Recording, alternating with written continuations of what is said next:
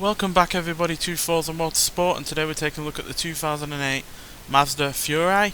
So this was a concept car that debuted at the 2008 North American International Motor Show in Detroit, Michigan, and Furai means sound of the wind, and this was the fifth and last of the Nagari line of concept cars that Mazda had been producing since 2006.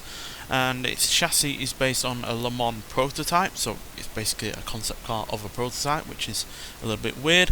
But yeah, unfortunately this met a fiery end on the 19th of August 2008, as its engine bay caught fire and it was engulfed in flames and it was pretty much practically incinerated, which yeah, is a great shame really. So I'm not sure how Turn 10 have basically been able to do this car. I imagine it's just an upscale version of the car that was also in one of the previous Forza Motorsports. I think it was Forza Motorsport 4, in fact, that it was originally in this series. So yeah, I imagine it's also an upscale version of that car, because obviously they don't have anything to scan right now, which makes it all the more amazing that we have really rather quite a detailed looking interior.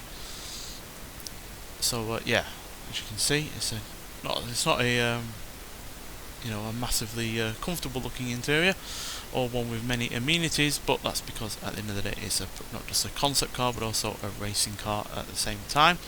And yeah, it's got a pretty formidable engine underneath as well, which again, the fact that it's actually been scanned is also impressive, because I doubt this was scanned for the original Forza Motorsport game that this came out in, which I think again was Forza Motorsport 4, so that's well over 10 years ago now. So yeah, but it is a 2-litre 3-rotor Wankel rotary engine, so yeah, that means 458 horsepower and 278 pounds-feet of torque. Now I know in comparison to some cars nowadays that are mid-engined and extremely lightweight, that isn't all that much, but for a Wankel rotary engine that is incredibly powerful, and even more so when you consider this weighs only 1,488 pounds, no doubt due to a lavish amount of carbon fibre, but also because it is at the end of the day based on a racing car.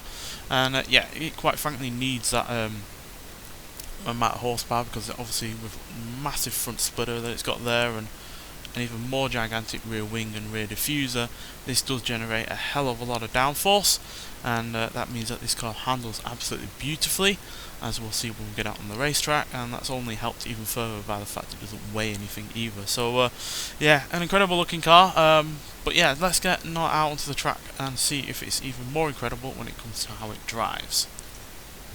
Right, welcome everybody to the Hakone Grand Prix circuit. So as per usual, we'll hear what the car sounds like for a bit, and then we'll talk about it some more.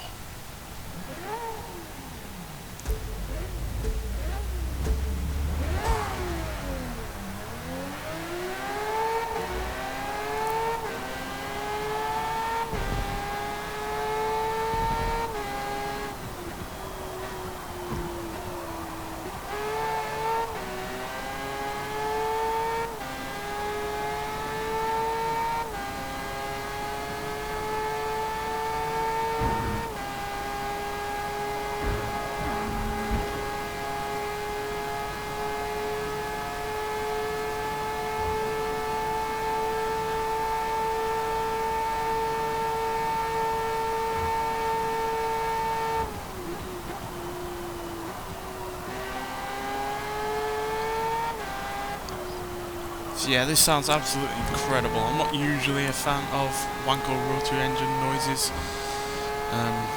Most production cars do just sound a little bit annoying.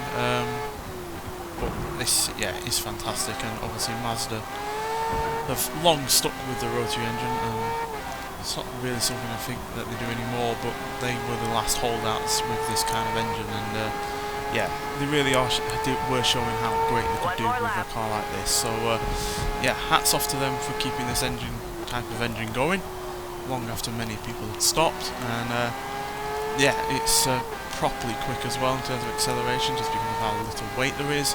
0 to 16 3.1 seconds, 0 to 105.7 seconds, and it goes to a top speed of 186 miles an hour, which again isn't massive, but it's more than enough for a car like this that is pretty much able to do that around any kind of corner, just because of the sheer amount of downforce it's generating. And yeah, handling wise it is practically perfect. There's a hint of understeer just to tell you that you perhaps taking it a little bit too far, but the faster you go with this, the more downforce you generate generally. So yeah, basically just go as quickly as possible and you'll have practically all the grip in the world. And obviously that is helped by the fact it's on semi-slick tyres, or at least full slicks I think in fact. So yeah, but on the whole, yeah, absolutely wonderful car to drive, and yeah, just so responsive, so quick to change direction, really good under the brakes as well, because again it doesn't weigh all that much, and yeah, just sounds glorious on top of all of that. And you can also just stop and look at it as well, because it's also a wonderful looking machine as well. So yeah, on the whole, I'm really glad this has made a return to the Forza series. Like I said, it has been on a previous Forza Motorsport game, which I'll just take a look at now because I have forgotten myself.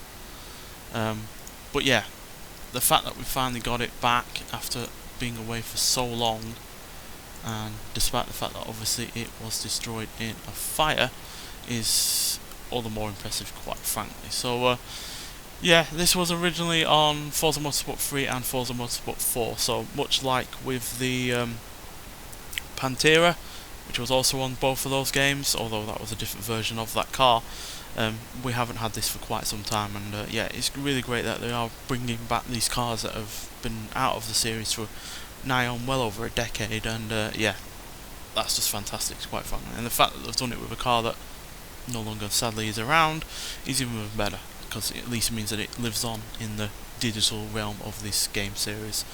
Nonetheless though, thank you for watching. This car is part of the Racing Heroes car pack, which I've already reviewed two other cars from, the Toyota Mark II and the Ditto Mazda Pantera GT5. Yeah, and the car pack is well worth it. I'm not going to review the other cars because one is a drift car and one is a racer, even more so than this one. So yeah, but they are also pretty good cars in their own field. So yeah, get out there and get the car pack if you haven't already, and this game is continuing to get better and better as time goes on. Nonetheless though, thank you for watching, and I'll see you in the next one. Bye.